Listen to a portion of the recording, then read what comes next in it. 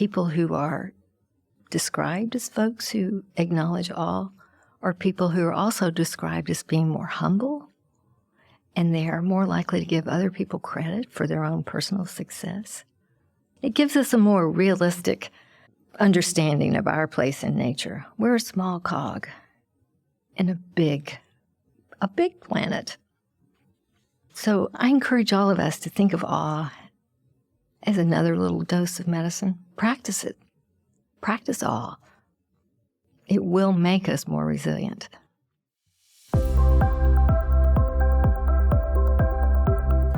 You're listening to Becoming Wildly Resilient, brought to you by University of Kentucky Human Resources, Health and Wellness.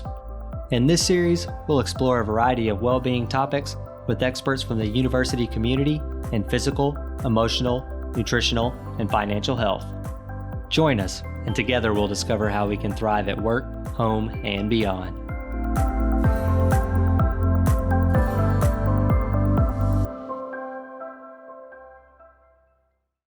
Hello there, and welcome to another episode of Becoming Wildly Resilient. I'm your host, Jakob Hester, and I'm grateful you're tuning in. The voice you heard at the beginning is my guest for this episode, Dr. Connie Jennings.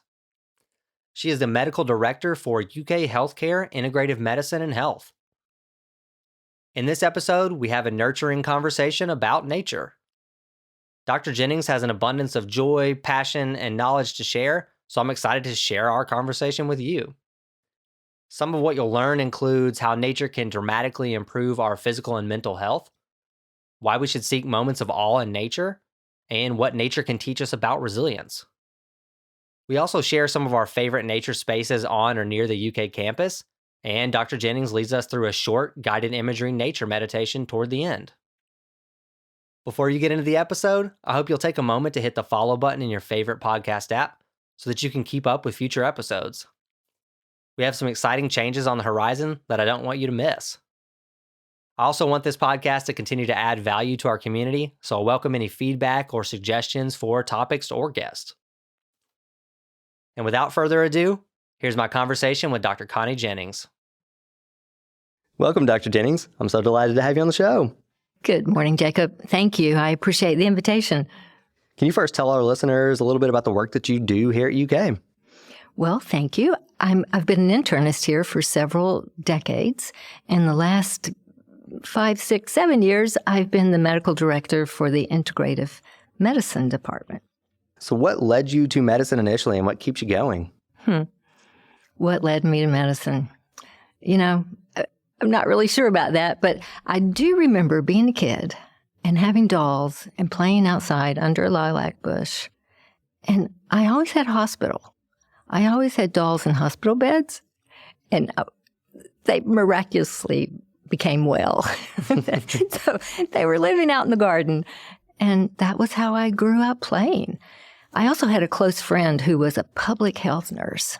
Her name was Edie, and she wore a white dress, white uniform, white shoes, white hat, that starched hat. And she let me go on house rounds with her in our county. And I think that really made an impression on me. Yeah, that's really cool to hear how play became reality, too. And shows you the power of that as a kid, yeah. Exactly. Sometimes that keeps you going. Yeah, for sure.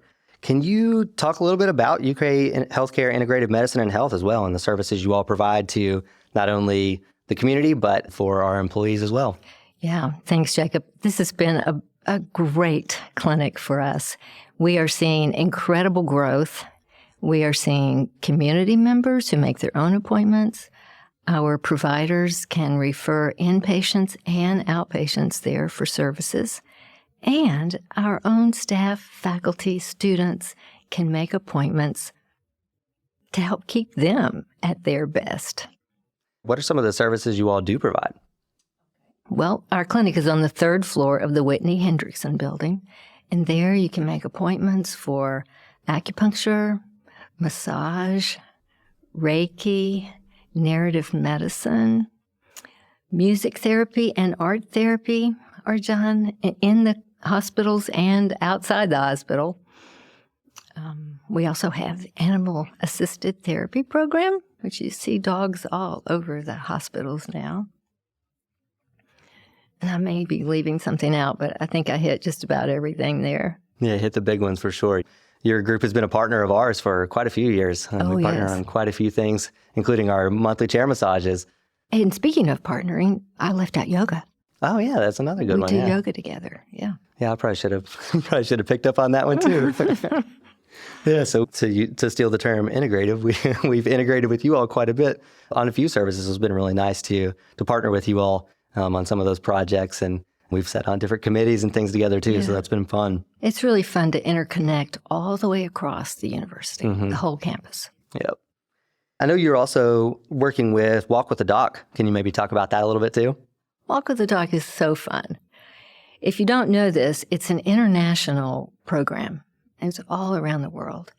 And the purpose is simply to meet and walk. So we meet with community members that we would have never met otherwise. We have faculty members from all across the campus come to lead the walk. We meet often at the Arboretum, and we spend about 5 to 10 minutes just talking about why it's good to walk. And then we take off. And we have an opportunity to walk with different people during that couple of miles around the Arboretum. So it will start up again on June the 8th at the Fayette Mall for those who like to walk indoors. So at the Fayette Mall, it'll be the first Thursday at 9:30 at the food court. And on Tuesdays, we'll be walking the second and fourth Tuesday at the Arboretum at 5:30. And if anybody wants to be the doc and help lead the walk, please contact me. Perfect. We'll put some of that information in the show notes as well so people can access that later, catch those dates, and if there's any links or anything to link them to, I'll add those in there as well for folks. That'd be perfect. Thanks. So how about a little bit about yourself, particularly outside of work? Maybe what you find joy in or what you do for self-care? It's a nice question. You know, we really got a chance to examine this some during COVID. And during COVID, when we were at home a little bit more, I did more walking around the community. My husband and I walk every day, but when we had more time at home, I found places around town I'd never walked in. And it was almost like a travel log. I loved walking in neighborhoods I'd never been to before. And also, during COVID times, I spent more time in a swing. I grew up swinging outside, and I'm lucky enough to have a swing outside our bedroom door. And so sitting in that swing on the second floor, all I can see are treetops and the sky. And I became kind of a cloud roadie. I just followed the clouds and found myself doing what I did as a kid, and that is finding pictures, images, drawings in the clouds. And I had a lot of fun. Yeah, what an amazing mindfulness practice, too. I think they've been used as a metaphor for mindfulness and meditation in the past, but also like an actual practice you could go Usually do. in the Which beginning I of think the episode, will fit also really have well this into our box box of of table topic conversation on starters. nature. And I usually just pull one at random, and neither one of us knows what the question is. So I'll pull it out here, and we'll both answer. So let's see what we get. Which book dramatically influenced your life? Well, I have a favorite author. She's a children's author, Kate DiCamillo. And she wrote those fabulous books like Waiting for Winn-Dixie and Despereaux. She's written many since then. And she's become my favorite author. I love reading those books. I read them over many times. And I adored reading them to our children.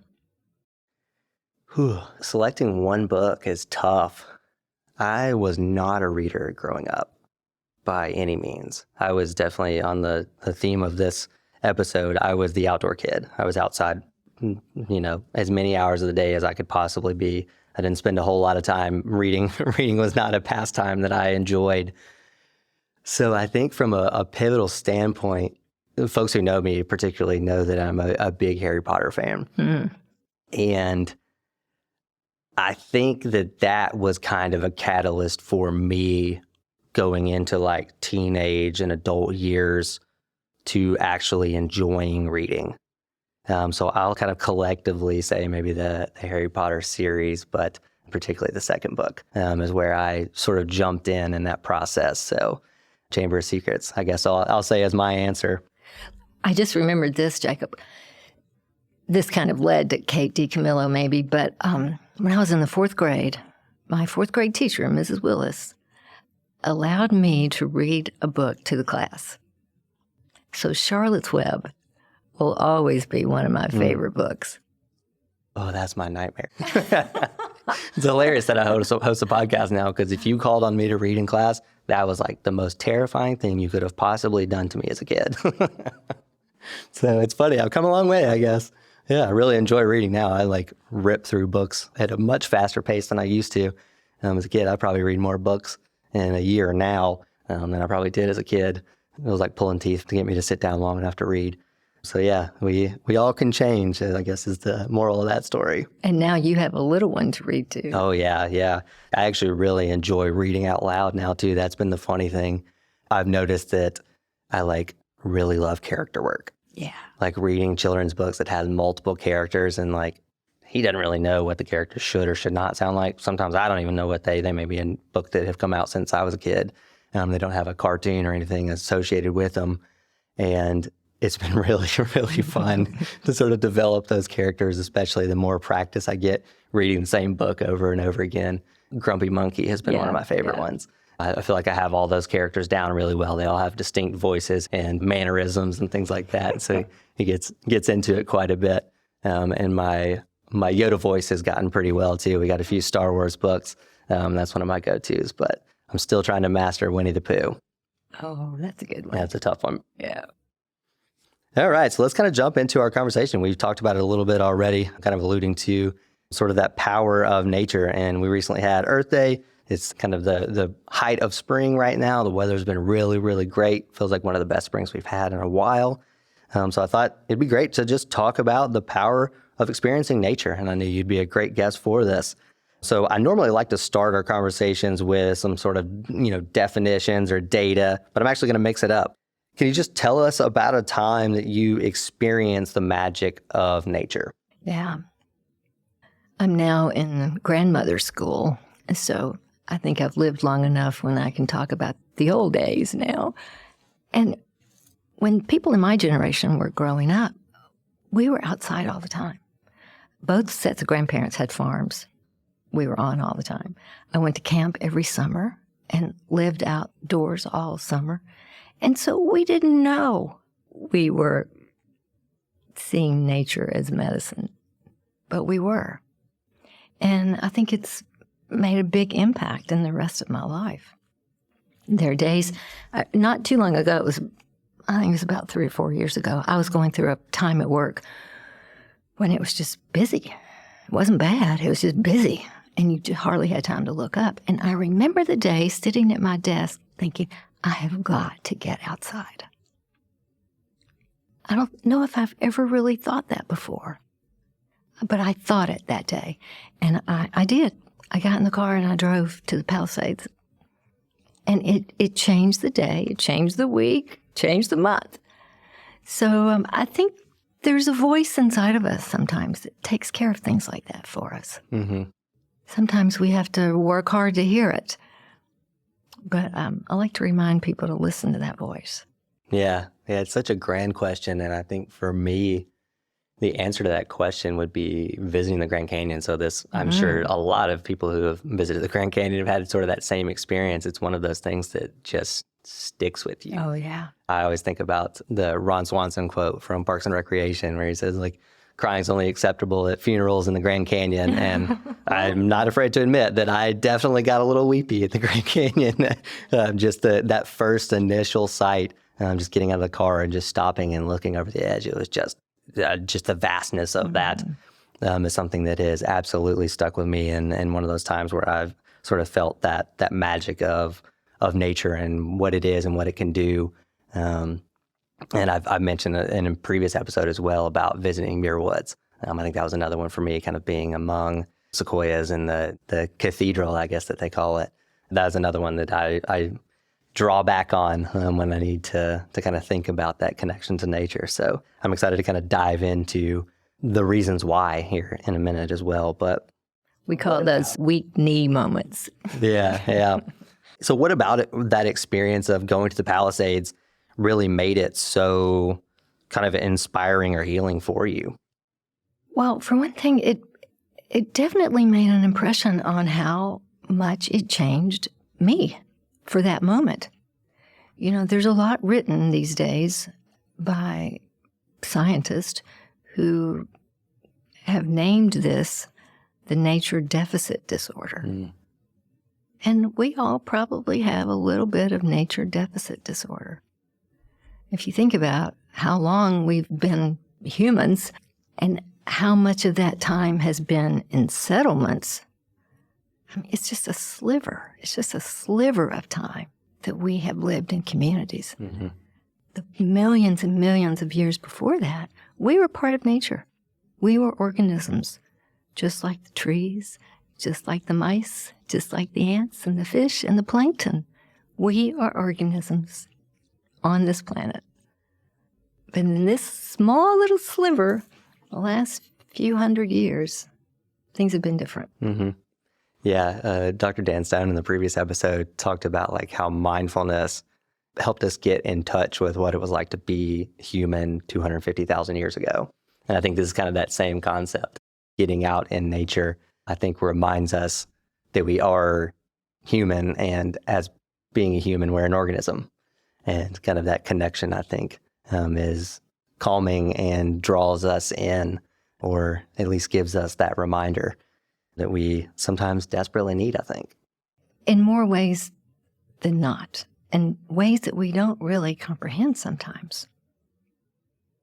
There's this concept now called forest bathing, and it's about simply walking in the woods. Well, we didn't study this before, but now we do. There are things in the woods called phytonicides that are actually the essential oils from the trees and the undergrowth and the shrubs. And when we inhale those, when we inhale the essential oils from a tree, we're healthier.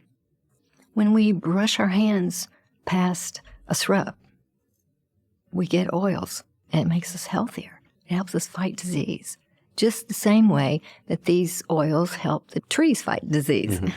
Yeah, it's amazing the amount of research that's been coming out, because I think it's still like a relatively new field of research, even though, again, it's something we've kind of maybe innately felt as, a species. Exactly. But now we're kind of putting the science to it and understanding a little bit more of why. I think a lot of that has come out of Japan, I think, as a big society that really believes in forest bathing and kind of been on the forefront of the research and the practice aspect of that as well. So it's been really interesting to see that and see how it's grown and how we can start bringing it into our society as well. Right.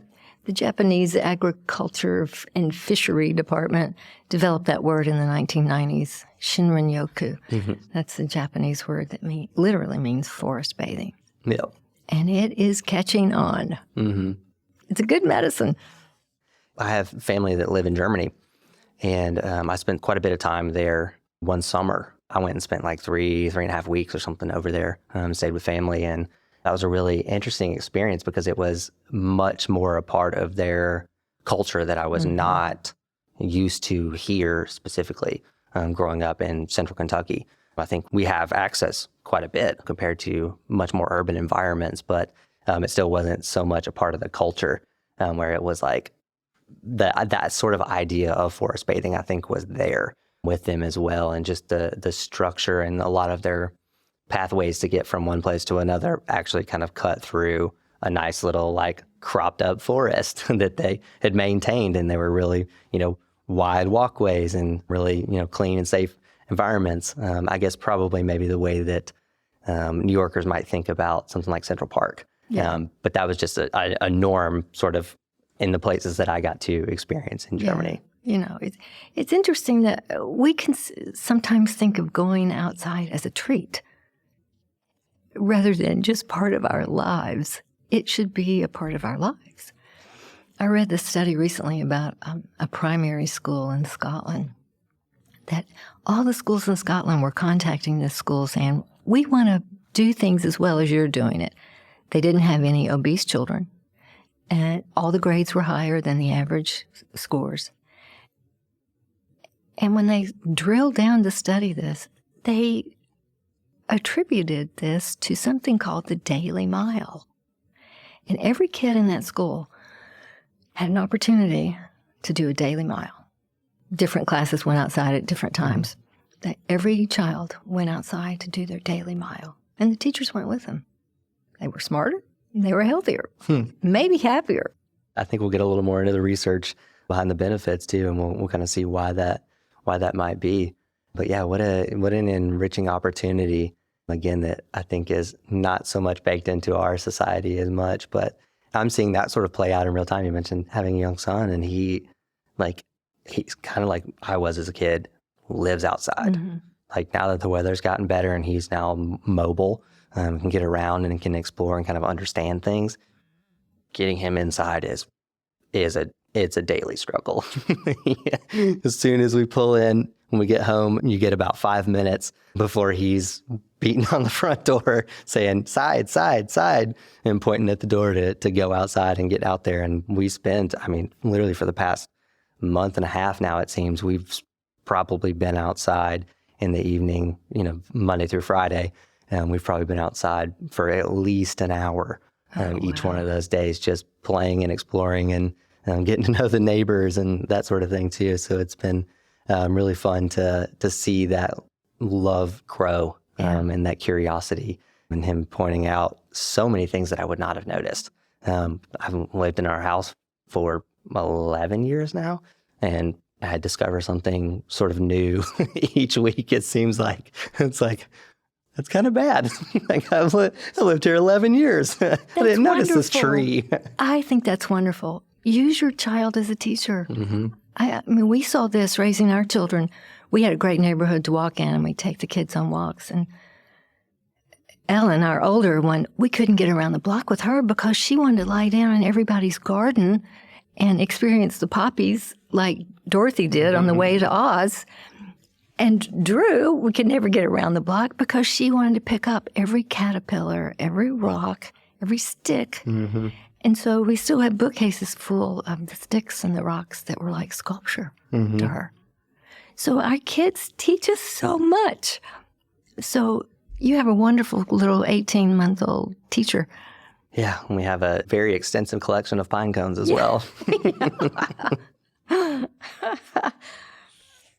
right, so let's backtrack and actually get into the details a little bit more. So I'm really looking at the definitions and the evidence of the power of experiencing nature. So I think nature is one of those words that probably has a little bit of like a preconceived notion for folks, or maybe they may look at it in too strict of a definition maybe. So what does nature really mean, or what could that look like for folks? Well, some people think of nature as being outside the wall, right? But landscape architects tell us that you can have nature inside the walls. Green plants, even paintings of outdoors count. But for the most part, I think we're talking about being outside. Another word for this that some people use is biophilia. Mm-hmm.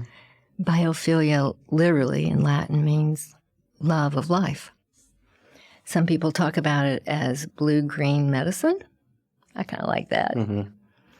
Because when you go outside and the sun's shining, the sky's blue, the grass is green, there's a primitive part of our brains that say, it's going to be okay. We have water to drink. We have food to eat. There's not a warring tribe coming at us. There are no predators chasing us. All's good. And that is calming for our brains. It actually helps calm down our smoke alarm. That's the amygdala, that deep, primitive part of our brain that tells us when to run. Mm-hmm. So biophilia is another word for nature, I think. And it makes us who we are. Yeah, I think even personally, when I think about the word nature, I immediately start thinking about like being in a forest. Mm-hmm. Occasionally that may come up as like being at the beach or some body of water. And I think that you kind of touched on it there, that it's more about kind of the zoomed out view. I think being outside is probably sort of the best definition of that, because you can, even in the most urban of environments, you can still find nature. Oh, yeah. Somewhere. Yeah. It's close by. Yeah. And finding that helps you feel connected. You're connected to something bigger than yourself. Mm-hmm. So what are some of the physical benefits of spending time in nature, both short and long term? Oh, thank you. I love talking about some of these studies. There's a lovely study that shows people who exercise in pine forest report a 30% increase in energy levels. And I've tested this. There's a little pine forest in the Jacobson Park on Richmond Road, and you can walk right under those pine trees. Great place to take your dog. Another study showed blood pressure reduction was 10% higher in folks who walked in cedar forest. Inhaling the essence of cedar lowered the blood pressure. And then depression. Depression was shown to improve more in folks that walk in nature settings versus those who walked in urban settings. Now, walking makes depression better, period. Mm-hmm. But where you are seems to affect how much improvement you get. Yeah. And then one of the best studies is about natural killer cells. Natural killer cells are white blood cells that we all have. And their job is to do the surveillance. They're to go out and find the things that are foreign, things that are not healthy. They actually locate cancer cells. And natural killer cells attack the cancer cell and explode them. They're kind of like a Rambo for cancer cells. So there was a project done where folks lived outside camping for 3 days. And at the end of 3 days, their natural killer cells were measured against their baseline, which was measured before the camping trip. And their killer cell number improved by about 50%. Wow. That's amazing. But that's not all. About a month later, these same killer cell levels were measured, and they were still 23% higher. So a dose of 3 days in the woods elevated killer cell levels and kept them up for over a month. Yeah, that's amazing. Yeah. So a big dose gives a bigger response. Mm-hmm. But we can't all go on a 3-day camping trip every week. So small doses help. Frequency may be more important than duration. Yeah. I encourage folks in the hospital to, quote, go out on the porch. Anytime you get 5 minutes, just step outside. Yeah, such a small practice that I think in the moment you probably don't feel like does a whole lot, but there's plenty of research to say that it actually does. You're exactly right. Yeah.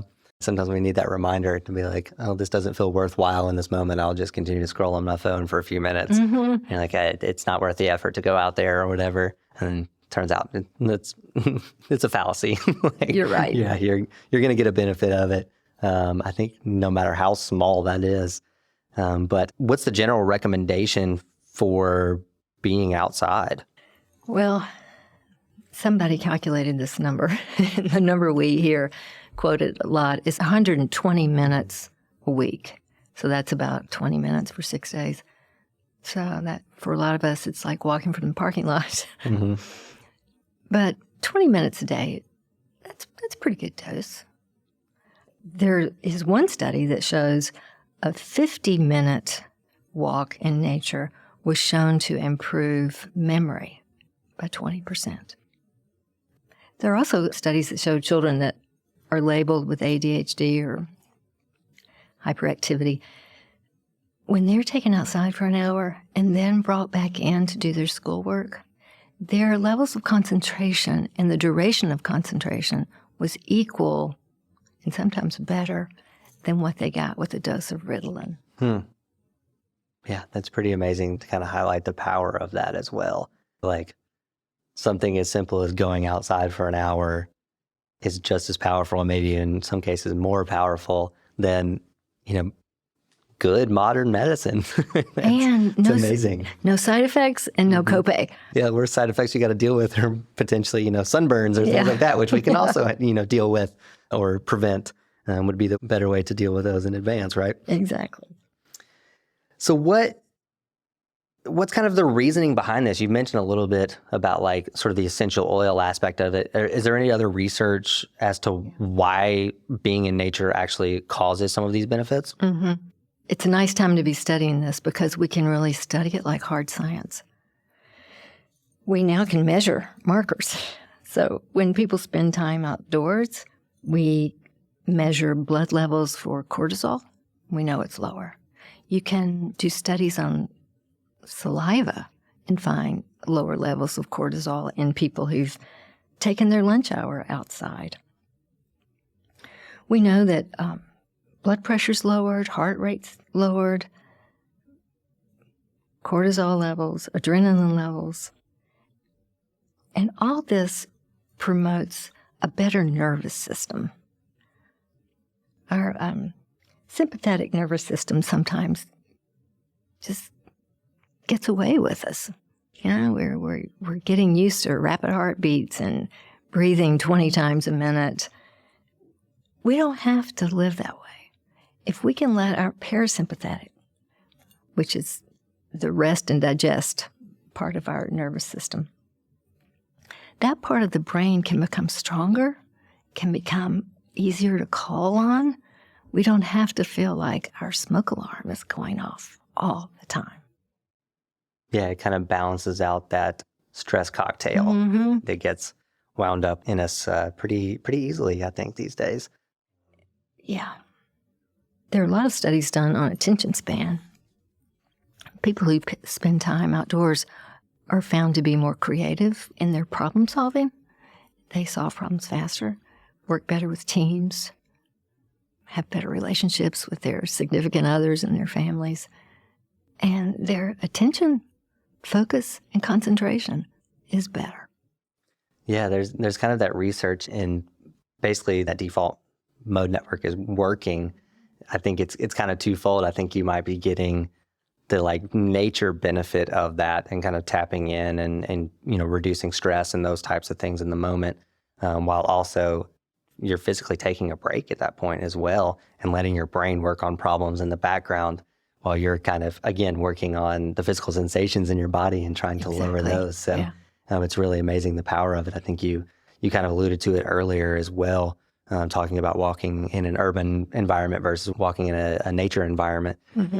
Same thing. I think that's a good example of that for sure, about just like the creativity and the focus aspect of that and why that might occur for us and why it is so good for us to do those things.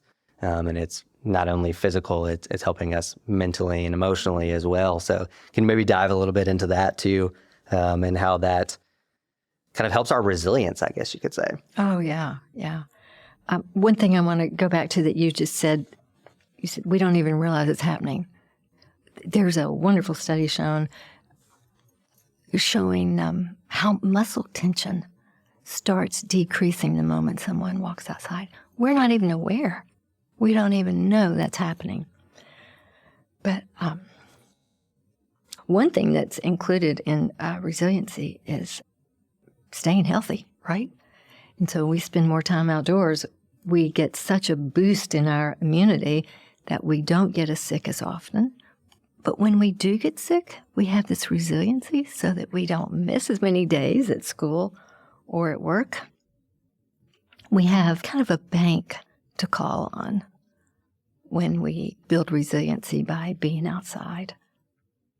Yeah, I think that's why I asked the question at the forefront about like a time that you felt that, because I think we can now kind of touch back onto that and that aspect of resilience. And I think that is because those experiences stick with us. So we remember the feelings and the smells and the sights and all the senses, really. If we're really present in that moment, that's a good opportunity for that to really cement in our brains. And I think I even alluded to it as well of like tapping into that when I need it. I have that memory. It's kind of like a core memory, or it's a tool that I can draw upon when I need it. And maybe if I am stuck inside for a little too long, I can take a moment to at least just think about that experience. And it kind of in the moment just feels a little bit more calming, feels a little bit better. And it also kind of drives me to seek it more too, right? Exactly. Being outside helps us to develop this notion of interconnectedness, not only with the rest of the planet, but with the rest of humanity. Mm. And interconnectedness strengthens resiliency. We can talk about that more whenever you're ready. No, yeah, feel free. Dive into it now.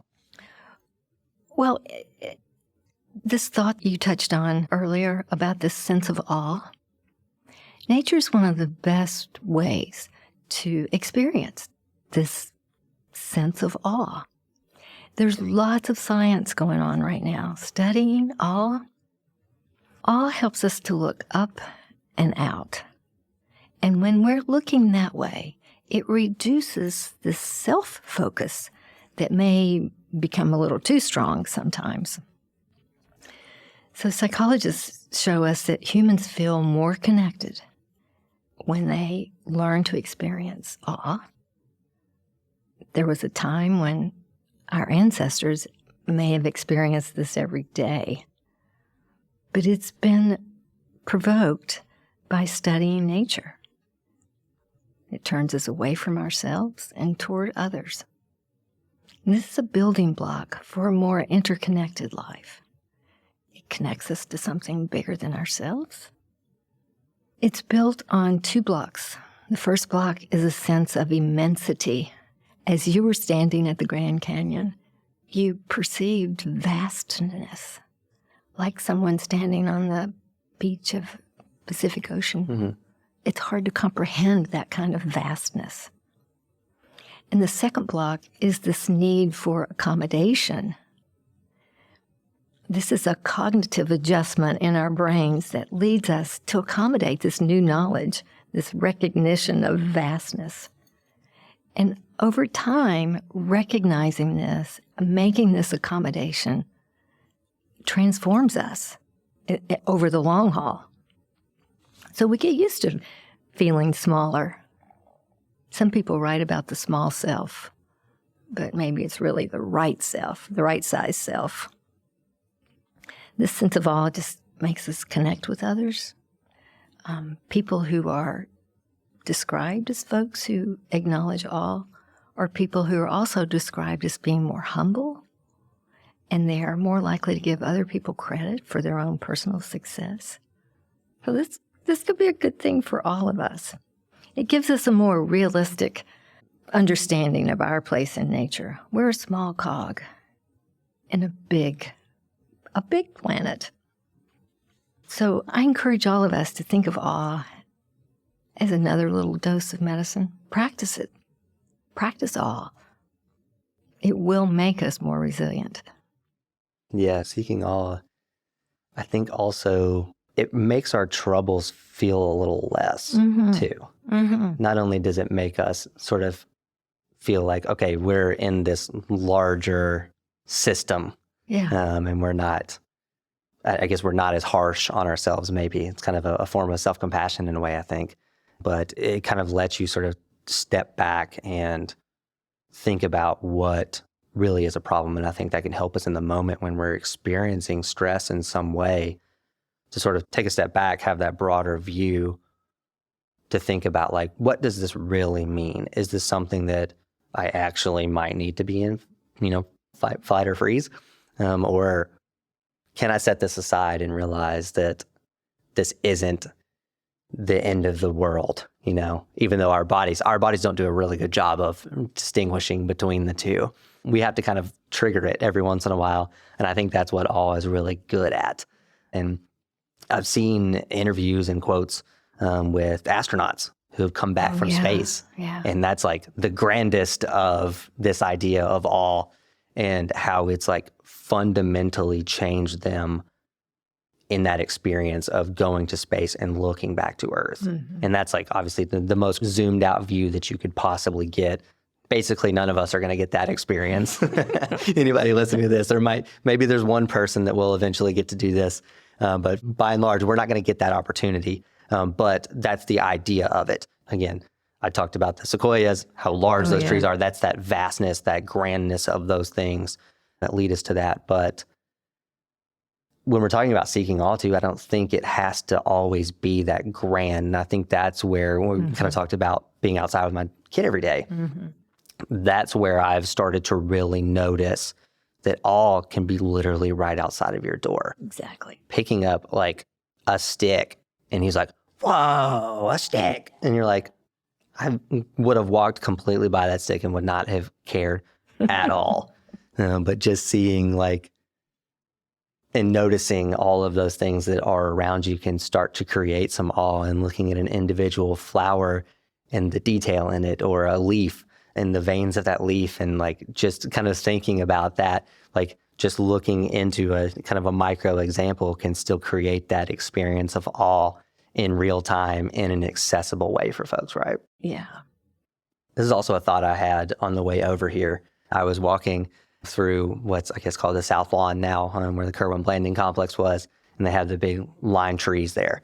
And it was a little breezy, and I was watching the trees sway as I walked through. And I thought about this idea. I recently planted a tree like a year and a half ago or something in our front yard, when we lost our other one, and we had to stake the tree. And that was to help it grow and root in the early stages. But I didn't take those stakes up. And so I had to look into when am I actually supposed to take these stakes away from this tree?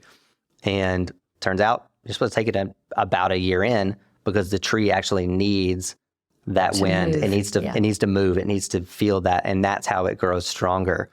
And I think that's where nature can teach us a lot about resilience. There's tons of those lessons. But just for me, thinking about the idea of a tree, and I watched those trees sway on the way over, I was like, oh, that is resilience. It needs that push and pull. It needs that sway of the wind. It needs to be tested in some way to grow and to get stronger and to dig its roots deeper and those types of things. So it really dawned on me on the way over here. And all that came from just taking a moment to actually watch those trees as I walk through and try to, again, sort of put it into practice and do the things that I'm hoping other folks are doing and learning from this podcast as well. When you talked about walking over here across campus, our campus is a pharmacy of healthy benefits. You have to remember that UK was a land grant institution, 1865. So we need to honor that and take it into consideration as we're walking across. I was here Sunday walking with my husband a long time, and we walked through the Arboretum, of course. And when you're in the Arboretum, which is marvelous, but you have the opportunity for expansive views. You get the long view in the Arboretum. You get the big blue sky, and you can take long steps, big long strides, and move, stretching every part of your body out. And then we came over to that little garden it's at the corner of Washington and Limestone. It's called the Matthews Garden, which is next door to the law school. That is a treasure that's been here on campus for decades. But it's a small place. It's a whole different experience. It's about being immersed in green right now. Everything's close to you. Each tree and each plant's close to each other. There are wildflowers. You get the chance to look down under the underbrush and look for the undergrowth, little ferns that were just unrolling. And it makes you really stop. You stop to look at these little things on the ground. And when you talked about that tree, you should go over there and see a tree in the Matthews Garden that was recently blown over by the last windstorm we had. And the root part of that tree is still up in the air. It gives you such an appreciation for what's under the ground. So that's kind of the yin and yang of campus right now, the Arboretum versus the Matthews Garden. Yeah. What are some other places on campus that are your hidden gems? Because I think Matthews Garden is definitely one for me that I think people don't quite know about, don't know that it's there and what it is. It just kind of seems like if you end up in that area, you could stumble upon it, but you have to kind of seek it out based on where it is. So are there some other locations that you really enjoy around campus? The Matthews Garden is really a jewel, and we're so fortunate that it's still there. Well, Monday I walked with an old friend who's moving away, and we took our last walk through campus. We're both alumni and had children here, and we walked all through campus. And it is such a joy to see what's been preserved, conserved, and saved here. There are trees here that, when we were here students in the 70s, places that we like to sit and study are still here.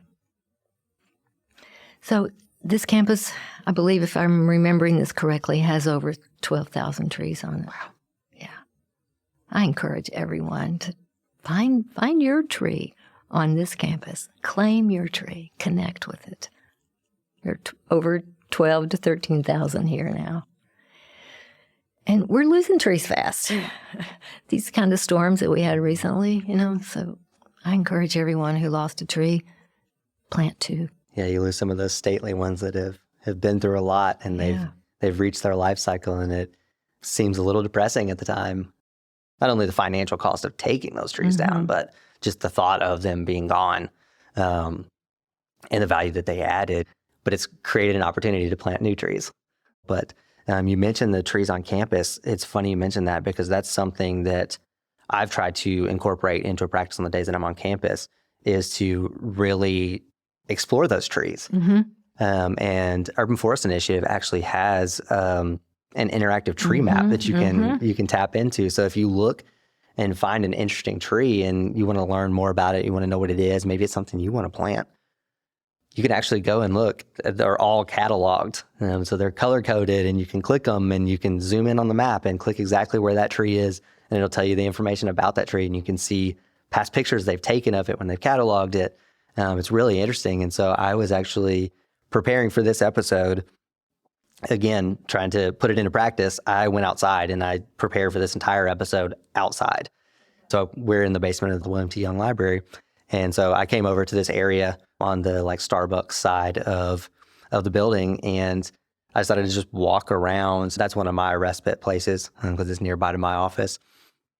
And I decided to walk around and just look at the trees. And I noticed a really cool one, in the middle of that field, that I couldn't tell you how many times I walked by it. Had no idea. But I pulled up the interactive map, and I was like, what is this tree?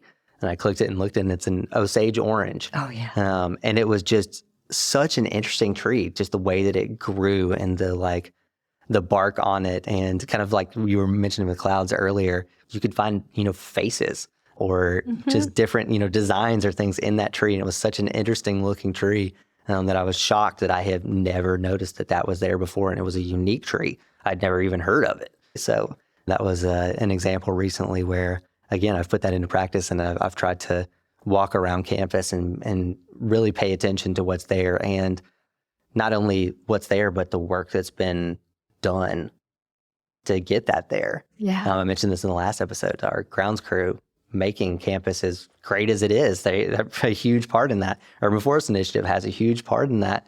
And I think that gratitude practice kind of doubles down on the nature aspect of just physically sort of being there. Exactly. This is a great opportunity to give a shout out to our grounds people. Stacy Borden, who's a friend of mine, leads that department. They have done a fabulous job. In the Arboretum now, there are new metal tags on a lot of the trees that allow you to identify the tree. That's new. When trees are downed here, they try to use the wood. They save it and use it for some use. I don't know exactly what they're building out of that, but they don't just pitch it. Yeah, I've noticed the mulch has changed in the last few years. Right. Yeah, that's one of the big uses, I think. You're exactly right. I've noticed that mulch, the color of it, and it seems a lot more natural. And, yes. Kind of doing that full cycle, I think, which has been really nice to see. I think I've got a couple other places that I really enjoy. My office is out of the Seton Center, and just a little right there at the entrance of the Johnson Center and the Lancaster Aquatic Center. There's a little courtyard, and that's, for me, that's a kind of simple place to go out, and there's probably 12 different types of trees just in that little small area. And then around the president's house. I think that's a place that people forget about, that you can actually walk through there. Yeah, it's beautiful. And that's a wonderful place to go. Super shaded, a lot of big old trees, a lot of great plants down on the ground as well. Really well manicured and looks really, really nice. And there's tons of benches over there to go sit, and it's a really inviting space to be. And I'm always shocked that people don't spend more time. I would have, like, if it were me, I'd probably go work there every day if I could. Because it's just just a great spot. But every once in a while I go over there and I'm like, I'm shocked there's nobody else here. Like, I felt like I'm the only one. And it's, dead center heart of campus. Yeah. And there's very few people there. But I will occasionally go, and there'll be, 15, 20 people over there as well. So I like to know that people are using it, and you're invited to be in there. We're really lucky to have spots like that on our campus. I was on a Zoom call yesterday with doctors from all over the country who are working on teaching nature as medicine. It was Harvard, UCLA, Dana-Farber, big places. And we had this interesting conversation about nearby nature. Now, UCLA doesn't have a lot of space to have a big garden, so they are really working on building small places called nearby nature, where people can just have a moment of respite. And we have a couple of places like that. There's one at the Samaritan's Hospital at the employee entrance. There's a little healing garden there. And there's one between, here on this campus, between Old Chandler and the Roach Building. There's a little bench and a Japanese maple there, and a little rake where you can rake in the gravel. So small spaces work. Yeah, you mentioned a little bit too about bringing that inside, because I think that could be a barrier for some folks, not necessarily being able to get outside. So what's the sort of, efficacy of having it indoors or viewing it from indoors? How does that play into this picture of getting the benefits of nature? There have been studies on this for a long time. I remember reading old studies that showed people generally were happier when they were in spaces that had green plants. I remember as a student reading a paper about patients who'd had their gallbladders removed. And back then, people were in the hospital for days. But the point of the study was people healed faster, had shorter stays in the hospital when they had green plants in their rooms. Mm-hmm. And that's been expanded now to show that just looking out a window, having a view out a window of a green space helps, as well as having pictures in the room of green spaces. And if you've been in Pave, our newer hospital, which is now, 13 or 14 years old, but each one of those patients' rooms has a large outdoor scene in the room. And I think it helps. I think it helps set the mood in the room. Yeah, I think you mentioned it earlier about the calmingness of the colors, blue and green. Yeah. And how that, again, sort of taps into that sort of primal nature of what we as humans were drawn to, and what helped us feel at ease in society 250,000 years ago, right? Exactly. So what tips do you have for folks to spend more time outside in nature, kind of thinking about barriers they might run across, or particularly say, in a work day? And we've talked about bringing it indoors a little bit, but for folks who really want to get outside, what tips do you have for incorporating that more into their day, whether that be in the work day or the weekends? I feel like you just read my mind, Jacob, because I wanted to bring that up. I encourage folks to take your meetings outside. A lot of people are meeting on Zoom now, and they Zoom on their phones. So go outside and sit under a tree with your earpods in and do your Zoom meeting and get some sun. We can have walking meetings. I love walking meetings. You can do your 30-minute meeting while you're doing your 30-minute walk. Mm-hmm. We can do that here because we have great places to walk. And then all those tips that everybody's heard about, park farther away, park as far away as you can when you have time to walk in. It's a joy on especially the nice weather days. Take some meetings outside. I taught a class last semester with Dan Stone and another colleague of ours, Leanne Walmsley, in the nursing school. We took that class outside and just sat in the grass as often as we could. Remember, we did that as kids. We had class outside. So move it outdoors whenever you can, or at least get near a window. Yeah, I think that's a great way to do it. And we mentioned, like, if you can get to a window, at least spend a few minutes. Say you have 5 minutes, go to one of those windows wherever you are. If you're in the hospital or one of the campus buildings, go to one of those windows that overlooks one of the nice green spaces. I would think that most areas of campus would have access to that. And fortunately, if you can get outside, you're definitely within a 2-minute walk, probably, of some really great space to explore. So I think that would be a great way to, kind of as we alluded at the beginning, take advantage of any of those moments that you have. That 2 to 5 minutes that you feel like is not worth it is going to benefit you. And it's well worth putting your phone down for a couple minutes and going and seeing something new that you may not have noticed before. I think that's a really kind of tangible practice, but then incorporating it into more of the culture of what we do with walking meetings and just taking those meetings outside, or doing like I did to prep for this episode and just, taking my laptop, or in my case, I actually was just taking notes on my phone. Mm-hmm. And I just sat out in a nice shaded spot, in a quiet spot, and I sort of let nature kind of guide some of these questions in my prep work for this episode too. And it was definitely my favorite favorite episode to prep for so far. So I think I might make that a regular practice as much as I can, especially for the spring, summer, and fall episodes. Yeah. Good job. All right. So I did this with Dr. Dan Stone in the previous episode, and I think you're a perfect fit for this as well. So if you're open to it, I'd love to put your love of nature and mindfulness into practice. So would you be willing to lead us through a short guided imagery? Sure, that'd be fun. We'll just do a short meditation about being outside. If you're not used to meditating, I just encourage you to get comfortable. You might want to lie on the floor or just sit in a chair. Make your spine straight so you get lots of room for your lungs to work. If you're comfortable, you can close your eyes now. If not, just fix your gaze on the spot in front of you. And let's just spend a couple of minutes together going outside.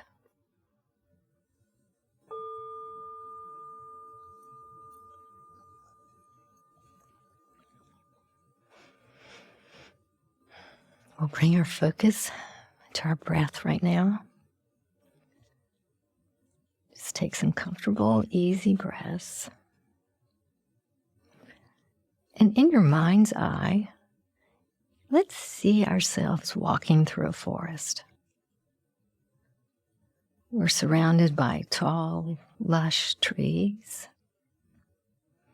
Some have smooth bark that looks like shark skin. Others have rough, grooved, aged bark that's flaking away.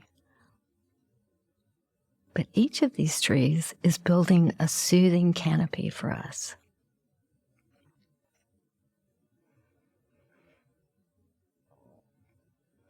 And as we walk through the forest, we begin to notice what's under our feet. There's moss, and ferns, mushrooms, wildflowers. You might see a few acorns, maybe even a buckeye.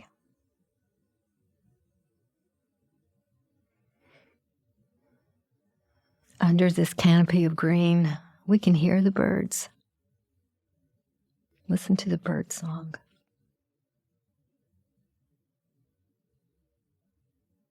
You feel the breeze. It's blowing across our skin.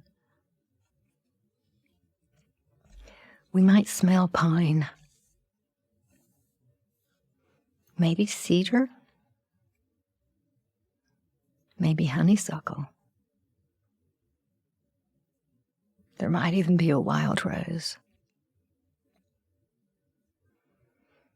Walking through this forest, we have the luxury of filling our lungs with crisp, clean air. We are inhaling oxygen that these trees made for us. They are using our CO2, our carbon dioxide, for photosynthesis. The air on this planet has been recycled for over 2 billion years. This cycle has never been interrupted. It is precious.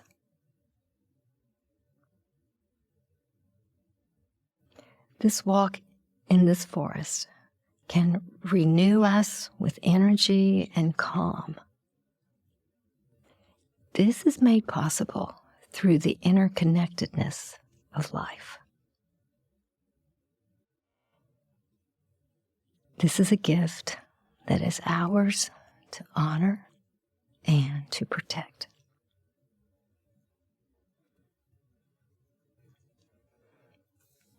Take a couple more deep breaths in this beautiful green forest.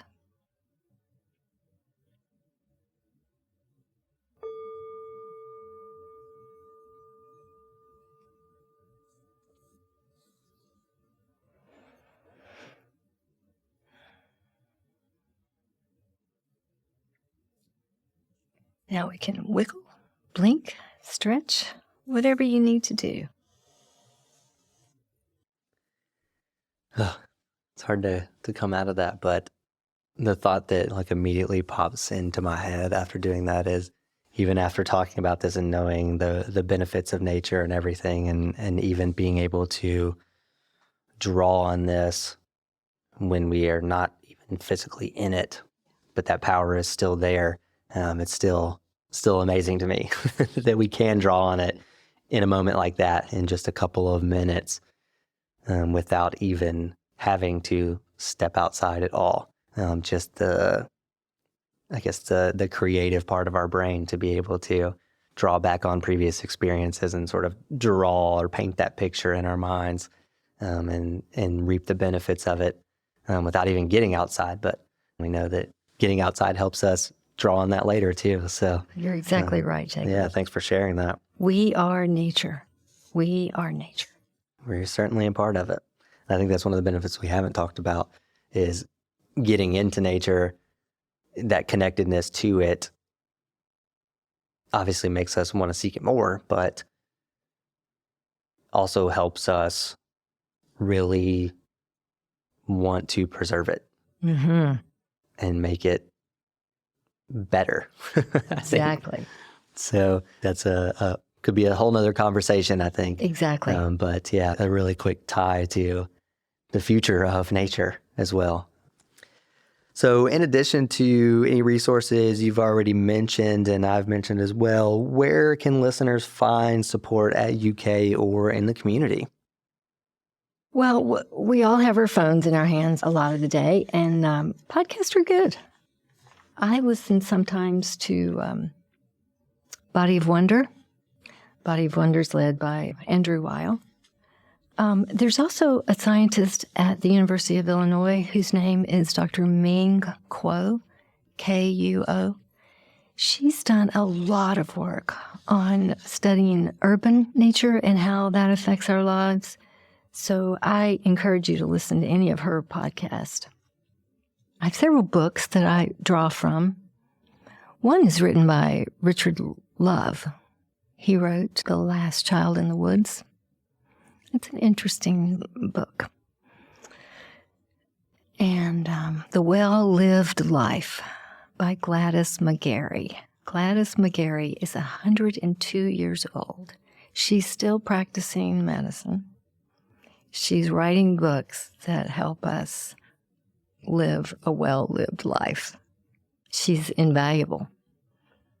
Amazing. I will link those in the show notes as well. I'll mention one as well. I've talked about it in the outros, I think, of the last couple of episodes, but UK employees have access to the Headspace app as well. Oh, yeah. And within Headspace, there are some soundscapes for things like focus or calm. So if you just want to, again, experience nature remotely, you can. That's a great way to bring technology into it in a positive way. But they also have meditations and mindfulness practices and some education in there around nature as well. So how to be more mindful or how to do an outdoor walking meditation, those types of things. There's a lot of different ways to explore nature within that app as well. So definitely check it out if that's something you're interested in. As a UK employee, you get free access to it, and we have a certain number of licenses available. So definitely take advantage of them. And one of the bonuses of that, any of our employee users can actually share up to 5 additional memberships with your family members as well. So it's not just a perk for you. You can share it with the whole family. So definitely check that out. I'll keep a link in the show notes as well for that too. So we'll close here with a few rapid fire type of questions. So first one, what song brings about a sense of resilience in your life? Well, I have 2. Perfect. On that Monday morning when it's hard to get going, I think of the movie Trolls. And Justin Timberlake. He recorded Can't Stop the Feeling. Okay, put it on your playlist. It'll get you going. I actually added that one a few episodes back, so perfect one. That's an excellent one. I'll double down on that one. Okay. Now, the one I've had with me since camp, I've used a lot in my head. I don't know if it's recorded anywhere, but take this with you. The Lord is good to me, and so I thank the Lord for giving me the things I need, the sun, the rain, and the apple seed. The Lord is good to me. Jacob, take that with you and teach it to your little boy. That came from camp. And Johnny Appleseed was a real guy. You know that? And he really did walk west with all the immigrants, planting trees. And he did wear coffee sacks as shirts. He wore no shoes. They say the soles of his feet were so thick he could walk across ice. But it was important to him to plant apple trees. And he got free seeds from cider mills. And he thought if he planted enough apple trees, nobody would ever be hungry. That's amazing. So go, Johnny. Yeah. That sentiment, I think, is something that we can take with us. So what essential piece of resilience advice do you have for UK employees or just our listeners in general? Well, I like the words of Jacques Cousteau. And I think one of these quotes from him is really important. Jacques said, we protect what we love. We love what we understand. And we understand what we are taught. I think that's key, teaching. And Jacob, you are doing a great job teaching. You're picking out these subjects and having conversations about really important things. So thank you for doing that. Well, I appreciate that. It's literally just things I'm interested in half the time. I keep watching the trends and what people are interested in online and all those things. And then it's just half of the questions I have are just things I don't know the answer to. And I just realize that I don't know the answer, but I know a lot of people on this campus have the answer.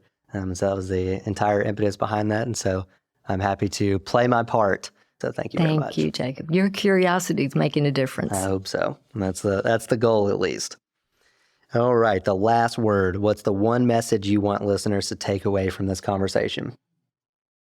This is something I learned in high school, and I've kept it with me. I think it's important. When we all work for the common good, good becomes common. That's good. I like it. I like it. All right. Well, I thank you so much for coming over here and spending a little time with me and talking about nature, leading us through a little bit of nature, and just generally sharing your knowledge and spending your time and helping spread that message. So thank you so much. Thank you, Jacob. It's been a joy. And now it's time for my wrap up. I really loved the recounting of Johnny Appleseed at the end. I think it was a great sentiment to wrap the episode with. It reminds me of an aphorism that's taken many forms over the years. The version I like best comes from author and theologian Elton Trueblood. He writes, "A man has made at least a start on discovering the meaning of human life when he plants shade trees under which he knows full well he will never sit." So if you take anything from this episode, I hope it's that you'll go out and plant trees under whose shade you do not plan to sit, both literally and figuratively. As always, links to everything mentioned throughout the episode can be found in the show notes. There, you'll also find a link to the HR calendar where you can browse all upcoming work life and well-being events from University of Kentucky Human Resources. Until next time, take care of yourself and others, and stay well.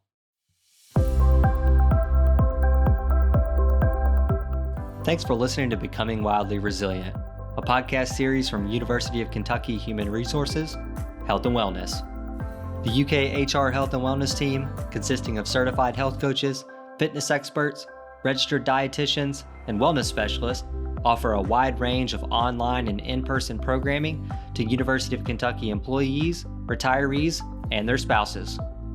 If you enjoyed this episode, you can listen and subscribe to future episodes wherever you find your podcasts. Connect with us on Facebook, Twitter, and Instagram by searching @UKY Wellness. There, you'll find links to episode show notes and more. You can also email healthandwellness@uky.edu with any questions or suggestions for future episode topics.